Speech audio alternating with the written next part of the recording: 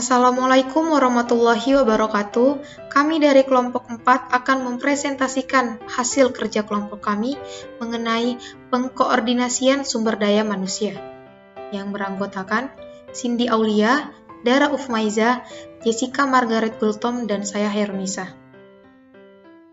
Baiklah, saya akan menjelaskan tentang pengertian pengorganisasian dan struktur organisasi. Pengorganisasian, menurut para ahli, Stoner dan Walker pada tahun 1986, pengorganisasian merupakan satu proses di mana aktivitas kerja disusun dan dialihkan kepada sumber tenaga untuk mencapai tujuan sebuah organisasi. Menurut Jafar Muhammad pada tahun 1992, pengorganisasian adalah penyusunan sumber-sumber organisasi dalam bentuk kesatuan dengan cara yang berkesan agar tujuan dan objektif organisasi yang dirancang dapat dicapai. Struktur organisasi. Organizing dari kata organis artinya menciptakan suatu struktur dengan bagian-bagian yang diintegrasikan sehingga mempunyai hubungan saling mempengaruhi satu dengan yang lainnya.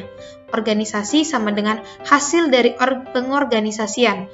Pengorganisasian sama dengan penyusunan tugas kerja dan tanggung jawab mengorganisasi, atau sama dengan menghimpun beberapa orang untuk bekerja sama melakukan pekerjaan guna mencapai tujuan yang telah ditentukan. Untuk materi selanjutnya akan dibacakan oleh Dara Ufmaiza. Kepada Dara, saya persilahkan. Perkenalkan, nama saya Dara Ufmaiza. Saya akan menjelaskan prinsip pengorganisasian sumber daya manusia. 1. Orientasi pada pelayanan.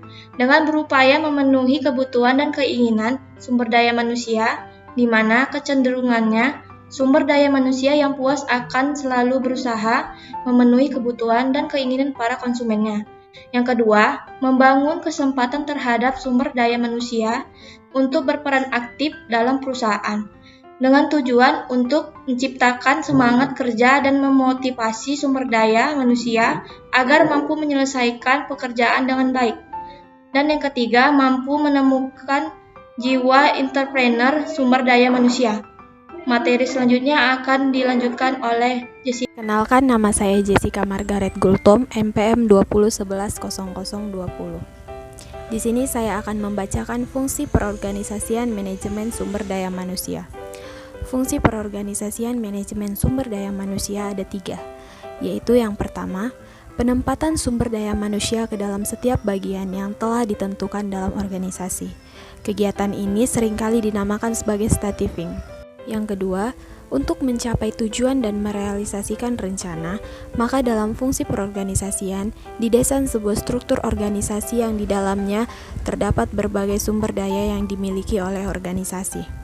Yang ketiga, untuk mendapatkan orang-orang yang tepat untuk menjalankan kegiatan organisasi.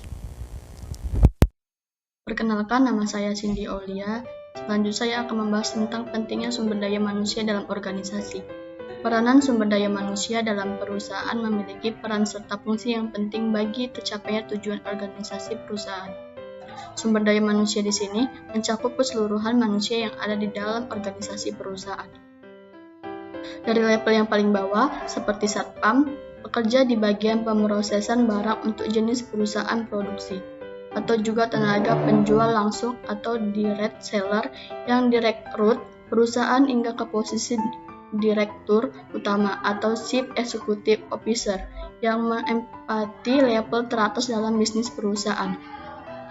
Tenaga bayan terhadap salah satu bagian dari sumber daya manusia tersebut akan berimplikasi serius terhadap terhambatnya pencapaian tujuan perusahaan.